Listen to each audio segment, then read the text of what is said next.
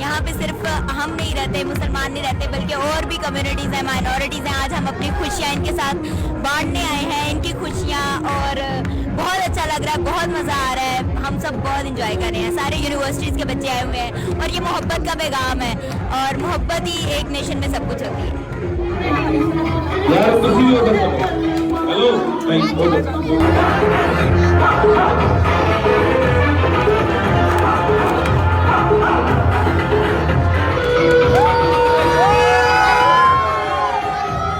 तमाम मजहब के लोग, पूरा पाकिस्तान इस वक्त सुख शांति से ये होली की शुभकामनाओं के साथ अपनी हमारे हिंदू धर्म, हमें महसूस ही नहीं होता कि हम हिंदू हैं, मगर हम पाकिस्तानी हिंदू होने के नाते सारा पाकिस्तान हमारे साथ है, और इतनी खुशी बढ़ रही है दुआओं के साथ कि पाकिस्तान एक ऐसा दुनिया में मुल्क है जो कि अमन का गहवारा है।